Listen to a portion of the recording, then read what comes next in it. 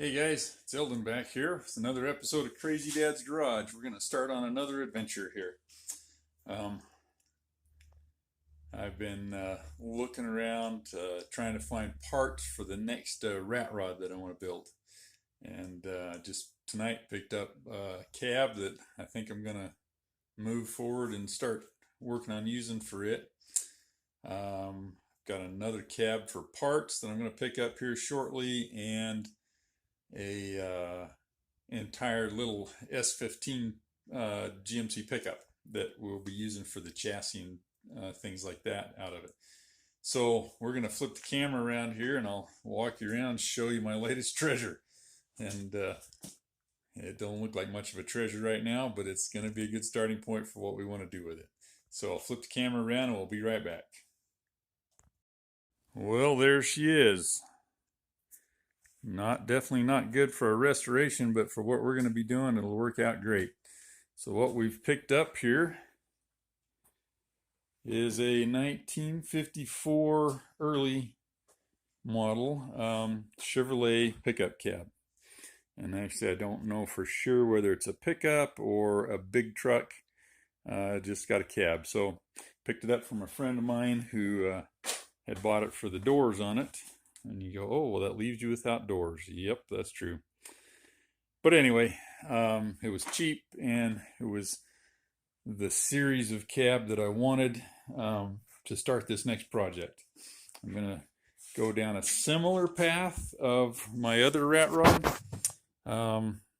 except this one we're going to go with the S10 suspension on it, so it'll have independent front suspension, and the wheels won't be as far out to the front as we did on that one. I have to find me a hood and some doors here, and glass, obviously, some things like that. But this will be a good starting point for what we need. Yeah, it's got some rough spots on it. I'll just kind of go over the highlights here. The good part is really the firewall and the cowl area here are in really nice shape. The roof generally is not too bad. It hasn't been completely caved in. Actually, I'm seeing some Bondo work up there. But anyway, it's pretty good on this side. You come around to the other side and it has had something fall on it. And even to the point of getting down into the drip rail here. But all of this stuff, I'm pretty sure I can get knocked out to where it's where I want it. This one, I'm not going to probably go with the patina look like I did on the other one, because the other one was a complete cab and hood. But we're going to go through and fix up a bunch of this body work, find ourselves the other parts that we need, and make things happen here. Dash in this thing's pretty good shape. Now, I honestly, looking at this, I have never seen a 54 dash, I don't think. I mean, outside of a magazine or something. I have always liked the 50 or the 48 through 53 or whatever they were dashes in these things.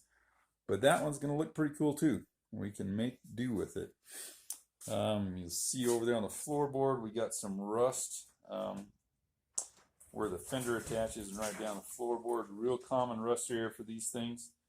I actually think that my other parts cab is going to have most of the pieces that I need to fix this for that kind of stuff. That far cab corner is not too bad a shape, except for the rust at the bottom.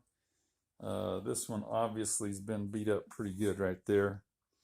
And probably the biggest thing on this one is somebody had cut the back of the cab out, which kind of is one of the things that makes me think this might have been a bigger truck. They might have done that for some sort of sleeper type situation where they could crawl back into a camper or something like that.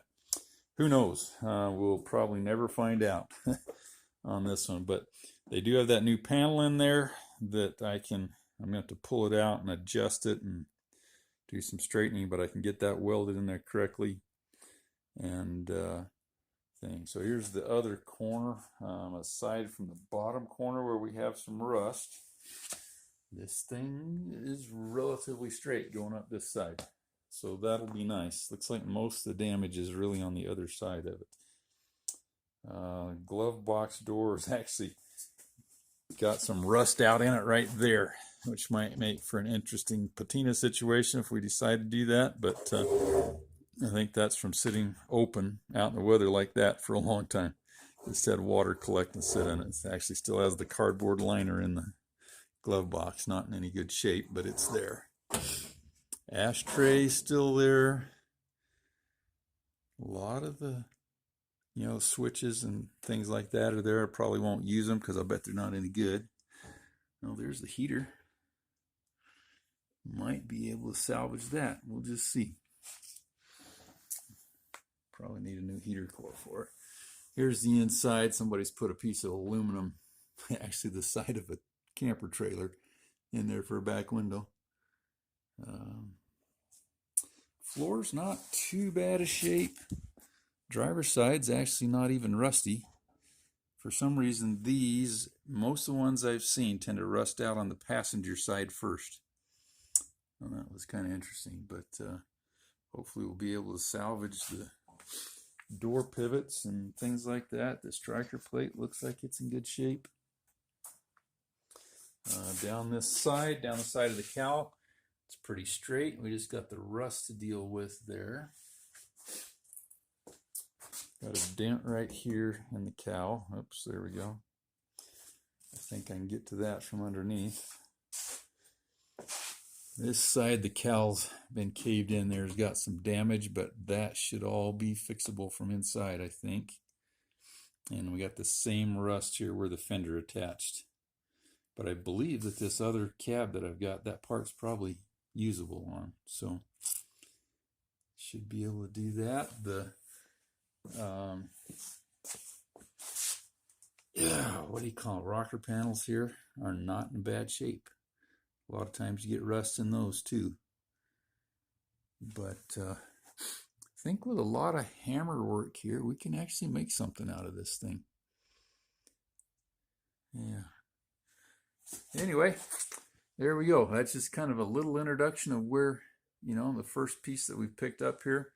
Before I post this video, I'll probably get that other cab in here and we'll walk through it too. You'll like it. It's been used for target practice and it's just full of bullet holes. But anyway, we'll grab it and get a look at it and see. But there you go. That's a starting point for the next project.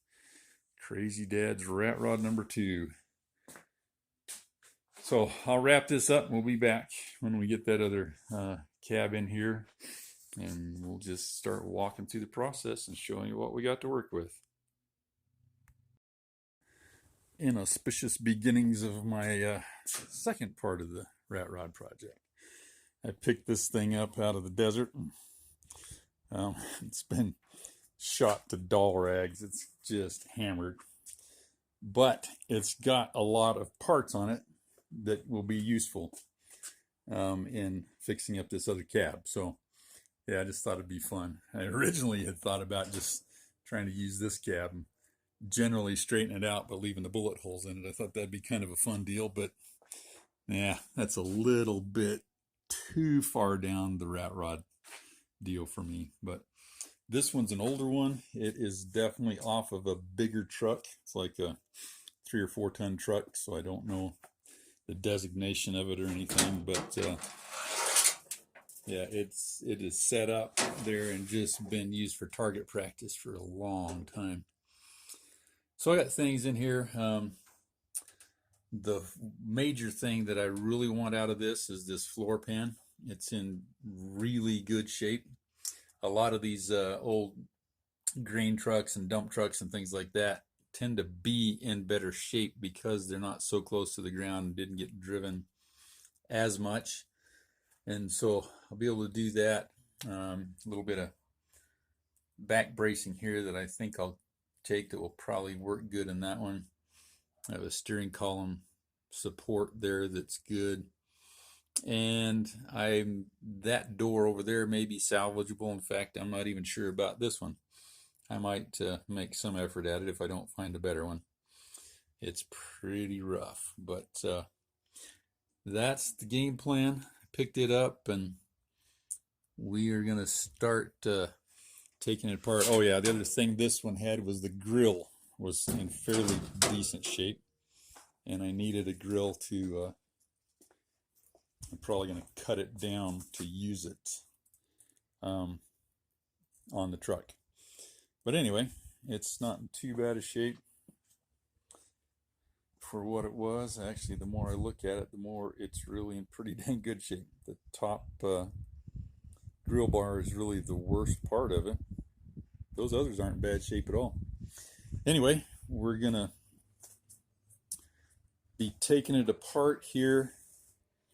I'm gonna pull these fenders apart and take them off of the grill and the radiator support set up, and just get them out of the way because they're so hammered. I'm not gonna use them maybe for anything but repair metal.